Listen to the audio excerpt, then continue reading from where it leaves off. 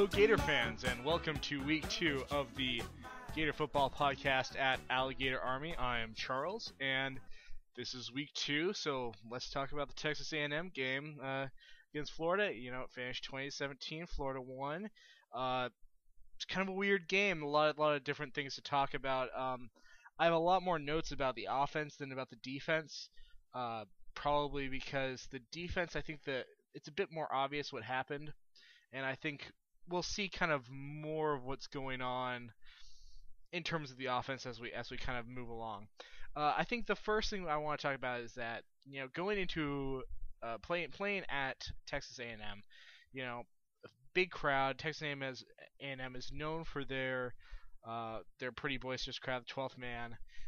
So it was really good to see the silent count working, considering that Florida now kind of does this substantially moving, shifting formation systems.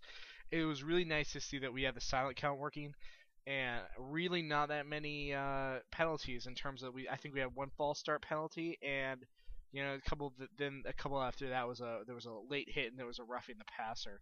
But the silent count working only with that changing formation game with only that one false start penalty, that's pretty good, especially after seeing the Bowling Green game last week. Huge improvement. Now, I think what I talked about last week, how it would take advantage, there would be advantage for UF to play a game first, and I think we saw that in some of the penalties that Texas A&M made. They had some backbreaking penalties at times, and it was face mask penalties, it was false start penalties, and it was just undisciplined kind of stuff, and you know that's the kind of stuff that gets worked out if you have a first game. So to some degree, that's poor fortune for them.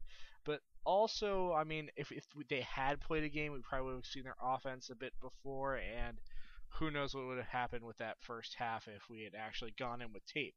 I gotta say, all right, let's go with the defense first because it's quicker. But Manziel, man, that kid can fly. He was a fast kid. You know, he if it makes you feel any better, he was at one point a verbal to Oregon.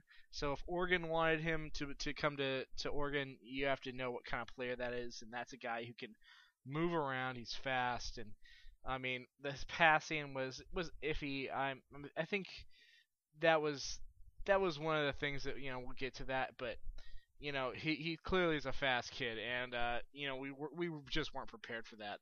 I think you know, it's hard to judge a player based on high school tape, depending on how well they'll do in college. I mean, John Brantley in high school was like, you know, player of the year. So yeah, we'll have to, you know, I can understand why the defense didn't go in with working on an assumption that they knew what that kid was all about. I think the defense was focused most on stopping, you know, their running backs that, you know, after watching, apparently they watched Houston tape and they watched A&M tape from last year, that I think they just had no idea that Manziel was going to do what he did. And as soon as they kind of got beat a few times, it felt like they kind of forgot about the running backs a little bit until they made the adjustments at the half. Also, Manziel he is not a great passer yet, not super accurate. We saw some great catches by his receivers, and I think that played a part in kind of helping him settle down. But I think he still has some accuracy issues. He actually has some similarities to Driscoll in this regard. He, you know, when he was given the easy pass, he tended to make it, but clearly he was more comfortable running the ball. And he was more comfortable running the ball when it wasn't a called run, because that was when, you know, the UF defense wasn't prepared for it. Some bad news. You know, that passing and QB rating did set up their running back, so we are susceptible apparently to that, and you know, we just have to stay disciplined on that front. The front seven bid on some play actions pretty frequently, and I saw that, I have to wonder, you know, that made me feel a little off put towards the linebacker core, and I'm just wondering because last week actually they bid on some fakes as well, and I hoped I would see a bit better discipline with that, but you know, to some degree it was also that it was the mobile quarterback was new. Um, I did like that we were good against the bubble screens, and we did that not because we necessarily put a hit on the wide receivers right and stopped them right as soon as they caught the ball, but we did manage to slow them down and then gang tackle pretty close to the line of scrimmage pretty much every time. I thought that showed good awareness by our safeties, and I was pretty happy to see it. We were getting off our blocks on the perimeter, largely because of that. Uh, in general, the coverage is pretty good. The secondary played pretty well, except for beaten by some great play by the receivers, and played pretty well. There was a couple moments where they got a lot better at when the adjustments were made. They had to kind of be more mindful of Manziel running, so you saw the secondary move up to basically stop him at times, and they did a good job doing that as well. In fact, it was good to see them bring the blitz because they seemed way more effective at blitzing Manziel um, in the first half compared to the second half when we just basically maintained the contain in the center and basically kept a middle linebacker spine or just a linebacker spine. We seem to mix it up at times with regards to that. Um, Honestly, I thought it was interesting that to some degree we were facing a team that's pretty similar to us with a more fast, basically with a faster quarterback. And we seem to change through our progressions more often. But realistically, they were trying to get the short passing game going. They were trying to get their quarterback into space, similar to how we were trying to get our running backs are on the sweeps and such into space. So honestly, it's a pretty similar team. Driscoll was a dual threat quarterback in high school, so he has more similars than Manziel. I mean, not clearly not as fast, more of a bruising kind of runner, but still, pretty pretty close in terms of what we're both trying to do and how we're trying to find our culture and our identity, I guess, on offense. We missed time some potential interceptions, and frankly, he got kind of lucky that his receivers kind of bailed him out a little bit. The defense was over pursuing again, and that goes to the fake. They bought on the fakes, they would over pursue, but sometimes we saw the defensive ends just would they didn't really understand that they were allowed to be blown to blow back through the line of scrimmage. They were just going right past Manziel, opening these huge holes, and they didn't seem to get that until the second half, which I'm kind of curious as to why it took to the second half to understand that. I guess we'll see. The inside runs seem to be more effective in delay situations where it was just it seemed like the draw play was a bit more effective, that kind of thing, just because of how we were rushing the quarterback. And I said this last week against Bowling Green, but our pass rush doesn't seem to be completely unified. And near the end of the game, we actually started to see that a bit more, where we saw two guys coming kind of converging, and compared to when we just have one guy going right past and this huge hole forming.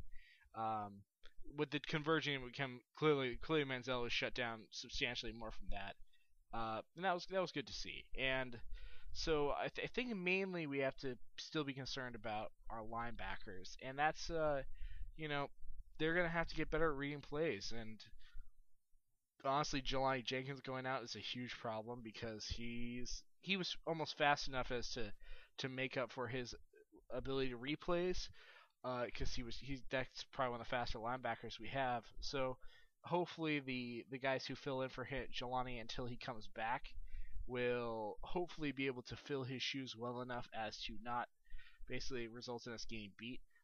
It'd be nice, I guess, if we have some smart linebackers who filled in, who can make sure to fill those gaps, because with our secondary playing well and our defensive line, when they kind of know what's coming, when they're prepared and when they have an idea of what's going on, they're pretty good too. So really, just if the linebacker core can get on the same page, even if they're not really doing super awesome, they can still probably just really help the team out. Because when they're misreading gaps, or just some having issues reading the plays in general, you have to kind of wonder what's going on, because some of the plays they were misreading were just simple option reads, and to some degree we ran the option read not that long ago, and you have to kind of wonder how are these guys not familiar with defending the option read at this point. You think any college football player would have at least the good idea of that kind of disciplined defense. But we didn't really adjust to that, like I said, until the second half, and that was just you kind of wonder what's going on. Yeah. So the defensive ends, I briefly spoke on that. They were just being guided past the quarterback, and I think what we did instead further past was they were still moving up the line of scrimmage, but I think they basically drew even with Manziel, and then they were basically boxing him in. So they were pushing they were basically pushing up and then just kind of stopping and then trying to fight in instead of trying to basically circle around or whatever. And I think that really helped contain Manziel as kind of the game went on. We saw that because when you have one defensive lineman trying to catch this guy, yeah, it's just that's it's one D lineman is not going to be fast enough. You have to have some kind of converging pressure, and eventually we got that. So that's good. Um, the with regards to some of the running back defending against some of the running backs, um, I think the linebackers it goes back to the linebacker. They need either the defensive line or the linebackers have to either get a hand on these guys or slow them down at the close to the line of scrimmage, because someone like Marcus Lattimore, once he gets going, is going to basically gash us if the Texas A&M running backs were having some success against us as well. We really you know it's just something we have to be aware of. We just have to kind of get that NFL. We have Quinn and we have Muschamp, who the idea is they want to they're basically NFL defensive coaches, and you want to see them basically create NFL style defenses that meet people at the line and gang tackle, and hopefully we'll see that against as we go on. Tennessee's running back situation is still kind of iffy, so hopefully I guess we'll have it settled though, but at least by South Carolina, because Lattimore will beat us pretty bad if we can't meet him sooner. Um, by the end, we once the second half started, pretty much everything that I could have suggested to get better kind of got better. Um, Maziello started to get hit. He started to take some pretty bad hits by the end, and honestly, this is less about us and more about A&M. But um, once they play a team with an elite SEC linebacker core, or like a really hard hitting safety like Eric Berry, like Manziel's gonna get turned to dust. Like he's gonna get exploded Denard Robinson style against Alabama. Like he's like I don't know if that's a sustainable kind of offense to run in the SEC. If I somewhat fear for that guy's safety, to be honest. Hopefully they'll base the offense around him in a way that's a bit safer, because frankly, like once he started to run, he kind of got tunnel vision, and I could see a faster linebacker, like if Jelani Jenkins hadn't gotten injured, or if Tyrann Mathieu was still playing, I guess one of those guys could come up and just demolish someone like this guy, because he's not a big quarterback. He is fast, but not quite very big, not really that big. Um, Regarding turnovers, yeah, I mentioned that we had some close calls, but honestly, we shouldn't really feel too bad about that, because Texas A&M didn't really force anything. They played pretty heavy ball control kind of offense. It's really hard to get interceptions when the other team's not really taking that many risks, especially with regards to the interception. I mean, it's really hard to intercept Jeff Driscoll if he's taking a sack overthrowing into any kind of coverage. So I mean, the turnover thing, yeah, we didn't get a turnover, but Watkins did nearly get him. He nearly picked him off in the fourth quarter. There was a fumble that could have, that it happened to bounce the right way, but in general we saw a pretty good. I don't think we should be too upset about the lack of turnovers. Tyler Bray is going to push the ball more deep into the secondary, so the chance to pick him off is a bit higher. I mean, he is a good quarterback, but this is where we're going to see some more one-on-one matchups, and hopefully our secondary will win some of them. I believe one of the, Justin Hunter, when he got injured last year, we were able to basically single on Derek Rogers and win that game because of it. I think Tennessee is still a little one-dimensional with regards to that. So, well, I guess we'll see with regards to how our safeties play. Hopefully, the main thing is that's important is that we get pressure on Tyler Bray, and and he shows a good ability to step in the pocket under pressure. So the challenge is really just to get kind of a speed pressure on him and make him feel it from all sides. Like Peyton Manning had it felt. Had to get that experience done back in the 90s. So on to offense. Good news. Silent count's working. Lots of shifts working with the silent count. Short passing game was looking decent. Driscoll does has a strong arm and he throws a laser ball, but for these mid-range, these 10-yard passes, so the short and mid-range kind of passes, the laser ball's nice, but if we want, and he did have that nice longer pass, but we really need him to probably develop his touch ball if we're gonna be basically multifaceted.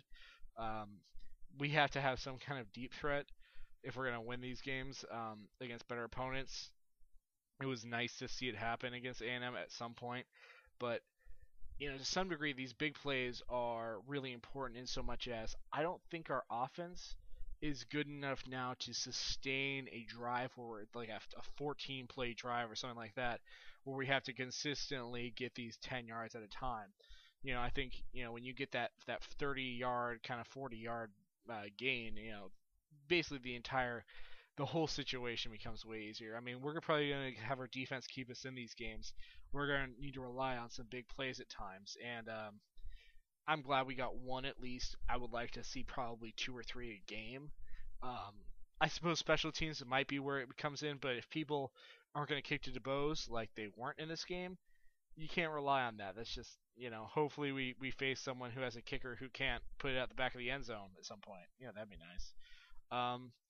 To some degree, A&M was giving us these under routes, and they were spying Driscoll to see if he'll run out of the pocket, because he was doing that when he felt any kind of coverage. Driscoll would run out of the pocket, outside. He would kind of circle outside, and this is where whoever was spying him would basically just keep pushing him to the sideline or see if he could cut him off so the pursuing tackles could catch him. And to some degree that wouldn't work if Driscoll had a better was able to go to his secondary third receiver much quicker, if he was making his reads quicker, or if he was just stepping up in the pocket. As we saw, most of it, sometimes like the O-line was actually giving him the block, and he felt kind of a phantom pressure, and he could have moved forward and been fine. Instead, he would take these kind of out of the way routes where he would go kind of back and around. That would just slow him down and kind of make him easy to get. That's going to be probably the biggest challenge, and hopefully he'll improve. But yeah, that's going to be tough. By the end of the game, he was showing a little better, but he still did get sacked at the end, closer to the end of the game, basically on the same thing. So hopefully this week they'll fix that. Running backs, Gillisley running without a pulling guard or fullback I still wonder why we're doing that, because he's not gaining yards on those plays. He's also not entirely. I don't know if he's. But the thing is, I don't know if he's supposed to run that way, because he doesn't always read the lanes correctly. Sometimes it is with blocks. Sometimes we do see some guys just not getting the block down or not securing their man. But sometimes he has an open lane and he just kind of ignores it. I don't know if he's trying to do what the play calls for him to do, but I mean, I think his vision needs to come up. I mean, he's a good runner, but I mean, relying on that talent in the physical way is only going to get him part of the way there. That he's going to need that mental element to really break through and really help us out as much as one of the better SEC running backs do. Back to the quarterback situation. Driscoll's accuracy was pretty good when the protection was there. The thing is, the sacks and he didn't have any incompletions, and the incompletions he did have largely were drops. And I have to think to some degree some of those sacks could have just been incompletions. He basically seemed like he wasn't given the go ahead to actually throw a just throw an incompletion. Like that I thought was kind of strange. So instead he took sacks, and for a quarterback's health you probably don't want that. You know we saw some of his tight ends played well. Trey Burton played okay. I'll get to him later. But Reed is looking very good, and Omaris Hines is kind of a tight end receiver combo. He was looking better too. Patton unfortunately had that drop. There were a couple of drops, and the drop touchdown was obviously a big thing, but that's something we have to be concerned about. It looked now this is kind of a miscellaneous thing, but it looked like the plays were taking a while to get in.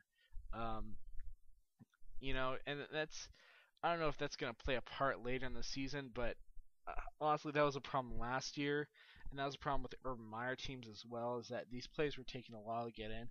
To some degree, I think Brett Pease's offense might be better if it's a bit more sped up, and I guess I'm not talking we go no huddle, but just a bit faster of getting those plays in would probably be better, as we seemed to we didn't luckily we didn't have any delayed games, but at times it felt like we were going a little slow, and it allowed the Texas A&M to regroup.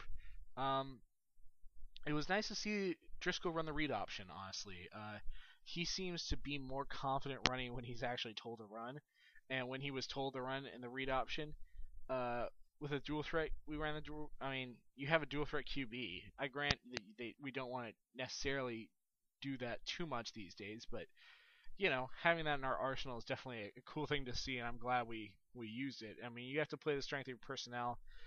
Driscoll is supposed to be good at both, and if we use that, and when we do seem to use it, it was to good effect. I mean, actually, the main problem was when we were running the read option with Trey Burton, who was not as effective at reading the actual option. The only problem was Driscoll didn't always make the correct read one of the times, and I think it's just because he's out of practice. He did in high school. I don't think he did that much last year. I doubt he did this year. There were some unusual blocking schemes that actually showed pretty good effect. We saw some pulling guards pull towards like the direction the play wasn't going, which seemed to throw some linebackers just straight out. Like I saw one of the linebackers for A&M, one of the outside linebackers, and one of the defensive ends actually block on a pulling tackle who was pulling to block the wrong direction. And I thought that was pretty. I thought that was pretty cool to see. That was pretty inventive. Um, the one-on-one blockings weren't quite as effective, and honestly, that's not that surprising since the linebackers were up pretty much most of the game because they were there to either spy Driscoll or to stop fill the gaps for Gillislee. Regarding the push, the O-line blocking, uh, inconsistent, I guess is a word. Like when we had the third and short with Joyer giving the ball, I was actually it seems like we have this problem with you guys where when guys hit the back of their players, they don't try to push, they just try to spin out. And I would actually like to see like a running back get behind an O-line and just really try to just push forward. Um, yeah, I think it would be effective. And to that end, with all the running the ball, I think we can probably do more play action. We really didn't seem to do that much of it. Um, and I think that against Tennessee, that will probably be a necessary wrinkle to kind of throw them off. The Wildcat actually did throw off TAMU. A&M was thrown off by the Wildcat enough, but enough to basically get a few yards. But once again, I think we saw Gillislee showing, even though he has a couple faults as a runner, he did power through like two linebackers at one point, who, you know, who were stopping him from that one touchdown. I think they were probably expecting the inside by Trey Burton, who's running a Wildcat, but just seeing Gillislee power through was nice. But unfortunately, I think that seemed to cause his injury. So I mean, generally we probably don't want to do that too often and send Gillislee right at two linebackers. Um, Driscoll, you know, I'll get back to. I was gonna get back to Driscoll, but I felt like when we have these situations with the quarterback, and Driscoll could have had opportunities. I talked about how he kind of went outside and around, but I saw some opportunities for him to step up into the pocket because the middle linebacker who's spying him was too far out, and I saw some of the shots that ESPN put up where they were behind Driscoll and they were looking out, and a few times he had some wide open receivers and some guys with good running room, and where Driscoll himself had running room, and you know he I think he needs to kind of learn the idea of using, like, I think at one point he actually did use this where he used an offensive lineman to kind of set a pick on that linebacker and gave him some room, gave him when he did that really awkward kind of run. Um, I feel like he just needs to kind of take that moment to kind of look and he just needs to make that decision. And if he hits it hard, he's a big dude. I mean, he's not Tebow strong, but he's probably big enough to be able to, at the very least, probably lay out for a few yards. And with regards to his running, when we see that, it's just it feels like he's almost told never to run because he always looks really awkward when he's running, when he's doing the ad lib run. So I think to some degree they have to push into his head that running is not the end of the world, but run forward. Don't go to the outside. Stop going to the outside. Yeah. Um, at times I thought the play calling in general was good. I thought that we were doing the right thing to get Driscoll confident, but there was one kind of play that we did a few times that I just didn't get, and that was when we attacked the weak side, running the ball. It was pretty mixed. We were doing these kind of one-on-ones, but there were middle linebackers who easily kind of converged on that, and I have to wonder kind of what was going on with regards to that. I felt like Brett Peace. I don't know who was calling these one-on-one plays, but I felt like that was a weird one. These kind of off going to the weak side. I thought, if we want to be a power run team, go to the strong side. Send your linebacker. I mean, send a pulling tackle or whatever. Send your fullback. Get, do that. Do a power run. But this kind of it didn't never fool them, I guess, and I suppose that was the idea, is this to send this weak run. But I mean, if you want your running team to if you want your team offense to have this strong running team, you know run at them, run at them like Wisconsin runs at people. They pull their tackle, they pull their guard, they hit you, you know with basically three extra blockers. And Gillislee is hitting these gaps as hard as he should be, which you can't know if he was still affected by the injury or not. um, should be pretty effective, and when we did do that, it was effective. So, I mean, I'm iffy on that off that weak side attack. That was a little iffy to me, just because it wasn't like we were trying to go bump it outside with a guy sealing. It just seemed like we were trying to send a guy in between the tackles right on linebacker. That was weird. So yeah. Next, I think the thing I want to talk about is Mac Brown. I want to talk about Mac Brown briefly, and it seems like Mac Brown is supposed to be the more of a power back, while we have uh, the freshman Matt Jones, who's supposed to be who's not really a power back. He has good potential, but he definitely is a more elusive kind of back. Um, they both seem to have their strengths and weaknesses, but really does seem like Mac Brown is not running with enough confidence. He's not hitting it fast. Like Gillislee basically runs without fear, and sometimes that means he's running to the teeth of a defense instead of taking an easier path. Mac Brown could probably use some of that, but hopefully with the vision that he did show the potential to have to find these gaps. Um, I think you know, I think that's gonna hopefully get worked on this week because really we do need to have that second and third option at running back with Gillisley. Who knows how bad that injury is basically.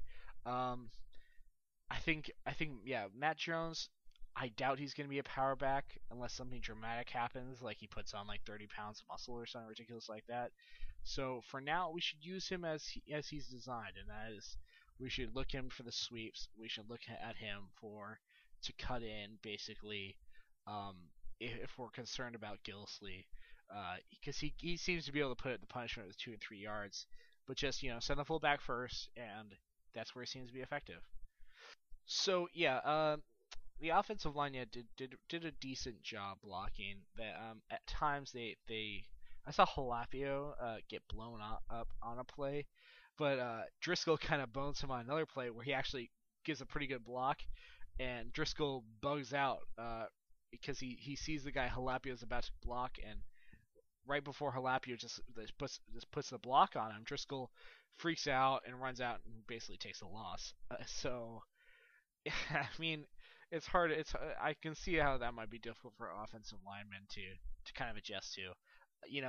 With Driscoll locking in at the snap, his problem is really with the blitzes and stepping up when someone is coming unblocked and trying to go past them, or when there's a delay blitz. Oh man, when there was a delay blitz when the spy tried to blitz him, he had a lot of trouble dealing with that if it didn't look like his first receiver choice wasn't getting open. Uh, in fairness to him, though, he did actually show a little better awareness at getting to a second receiver in the second half on some of these plays. So the potential's there. It just needs to be developed, I think, which is good because as opposed to John Brantley, we kind of never really saw that from John after that first 20 after Tebow had left. We never saw that from him. You know, okay, yeah, this is a weird thing I noticed is that Gillisley's reading of the defense gets really good after he's past that initial line. If he gets kind of any space past that defensive line, that's when he seems to really be able to pull off these 6 or 7 yards extra. That's when he can make the linebackers miss. So I would like to see some screens with him. I think that would be cool. I like to end around with Patton. I think we could probably. I would like to. I don't know if we'll see that against Tennessee because I think they have a good enough defensive line to blow that up in the backfield. But still, I like the end around, and I think if we get them kind of expecting around the middle, I would like to see some end arounds or some bootlegs by Driscoll.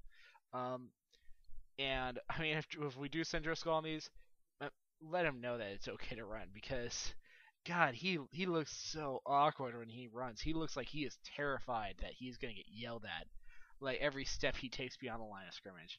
And I was just like, come on, man, you're past the point of no return. Like it's just time to turn on the. Because he's actually not that slow. It's just he just doesn't seem to want to do it. Um, yeah. So yeah. Okay. Now I'm gonna get to Trey Burton. And Trey Burton kind of fucked us on one of these on that Wildcat play because first of all he completely misread the option, the read option, and then he tried to outrun like 3 players by going right when the left was wide open, and that was, I think Trey Burton is basically quasi John Brantley. I think he thinks he had that one great game against Kentucky, and ever since then, basically it's been all good for him. Like he thinks he can do whatever he wants, and like it'll be awesome. But you know, compared to John, who had that terrible game against Miami, Ohio, never recovered. So Trey Burton seems over brimming with confidence, and I think he needs to. If we're gonna have someone do the Wildcat, I would prefer to. I don't even know if we need the Wildcat. We have a dual threat quarterback. That seems that's an iffy one to me. Um, so with the Driscoll making mistakes, with some of the running backs and a couple of the drops, like I said, I think at the beginning, I think we need big plays. We need to count on those. Um, it's going to be important if we're going to win these games. Also, there was one play I would like to see, and that's if we get in 3rd and 1, to see Jeff Driscoll take the snap under center and just push ahead. He is 6'4", 230, I think. So he's a big dude. He should be enough to just push 1 yard behind the center, and on a hard counter, just just to kind of throw off a defense. So I would like to see that. I think that would be a nice wrinkle to have on those third and shorts. I think teams need to be concerned about Driscoll running the ball as a power in a powerful way. Because I think he can do that. Briefly, special team, not much to cover there. There was really not much on kick coverage. Sturgis, I think, might be purposefully kicking it short of the end zone, because when they did do that, they seemed to stop A&M before the 25. So maybe those 5 yards really matter or whatnot, but I don't know what they're telling him. That seems. I'm just not sure. Maybe that's a good thing that we get those extra 5 yards, but honestly, it seems like an unnecessary risk. So who knows? Christie did a good job with punting. Good job with we've had some pretty good punters here recently. The icing the kicker by A&M on Caleb Sturgis made me laugh so hard when he donked that 51 yarder, and then he was like, "Oh, I need to go slightly more left," and then he nails it the second time, and I could tell on Mike Sumlin's face that he was just like, "Ah, damn it." And regarding our kick coverage, it seemed like there was only like one shot for Andre DeBose to actually get a return, but I think he was so used to them just not kicking to him, not allowing him to get a return, that he just fair cashed it automatically. He didn't really fumble that ball. I mean, he recovered it, but I was a little nervous about him doing that. I hope he gets some reps because Tennessee, I don't know if they'll. Tennessee has a history of basically getting returned on by us, and I hope that we're prepared to do that again. Just some miscellaneous thoughts. Injuries, shit. That was a lot of them, and unfortunately, Jelani Jenkins out. Probably the worst. Probably the worst of the injuries that are there right now from that game. Hopefully he's back soon. Hopefully they just put a cast on him and he'll be okay to play. Unfortunately, Jelani Jenkins is I remember watching him in high school, from his high school tape. He actually has really good hands, and he's pretty lanky, so over the middle he can actually do a pretty good job of giving you an interception threat. And with a cast, obviously that would be way harder.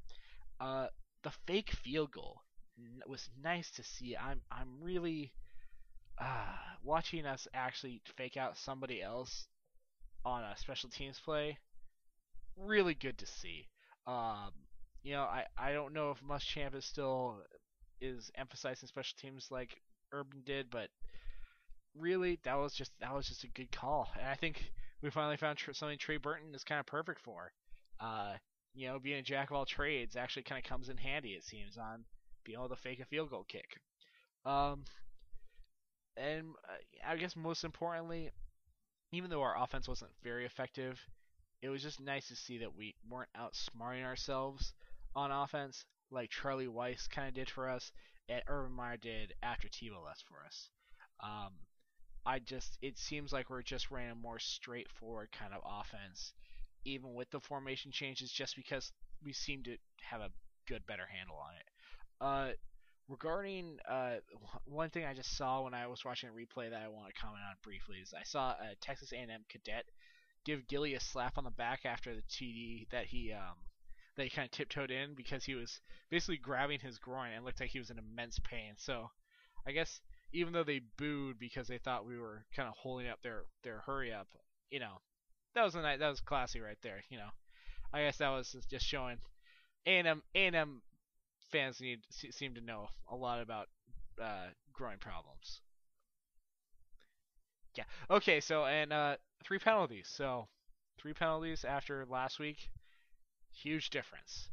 So we got Tennessee coming up. So hate week is on, and I hope we win because God, I really hate losing. I really don't want to lose to the Bulls. Not this year, not any year. So next week I'll give you another breakdown. Thanks for listening. This is Charles. See ya. Who believed it would be sound to the day. No one walked out of that building on the 8th of May, and the time soon in one-eyed way. I got a message from my sister. She just had a kid. I had to get to Copenhagen to see how she did. My haircut startled a Canadian. He called me a skid. Though the charge for Roman International's right here. Someone is listening on my phone when I show up on the grid. Me, I'm just a loner. A world full of kids, egos and hits. A year before when we were getting bottled and caught on television, Congress crying about abuse in the park. I told the bartender we were all from New York. Sometimes the path of least resistance would gain you the most, more than trying to map the distance up and down the East Coast. When you're in Munich making music, raise your glass and say,